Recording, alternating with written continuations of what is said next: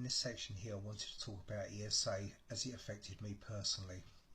Now my circumstances are not typical, and that's the reason why I wanted to cover it as a separate blog.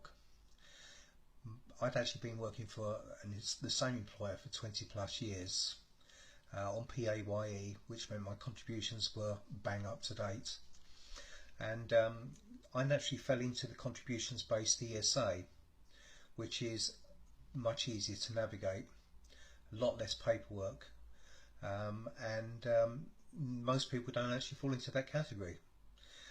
The second thing about my circumstances was that I had other problems, COPD, sudden onset sleep disorder, sleep apnea, back problems.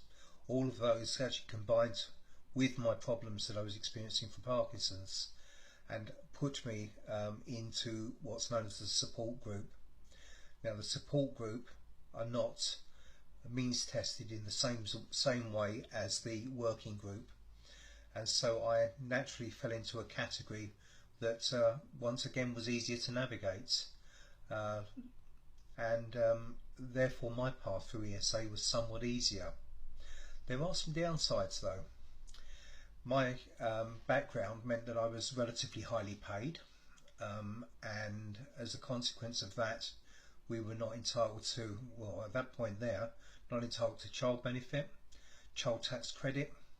Some of the benefits that lower paid jobs actually attract, and this was a downside to contributions based ESA, because without family income supplements, without tax benefits, the tax credit, then we weren't entitled to mortgage relief, any help to pay our mortgage, which meant that my redundancy pay that I'd actually been given prior to, when I left my employer, was being eaten up in mortgage payments on a month-by-month basis. What I've not also said is that my son has a form of autism that required my wife to look after him, care for him far more than an average child, and as a consequence of that he received DLA, the disability living allowance, and my wife was designated a carer.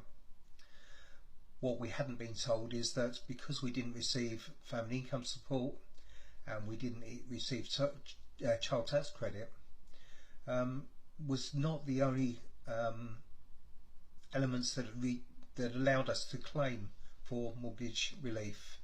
What we also found is that her carer's allowance entitled us to it. So for a year we'd been paying mortgage payments that we could have had some assistance from the state. That's all I can really give you on ESA and my circumstances. The next blog I'll actually do is about ESA in general, just an overall description of ESA and how it affects most people.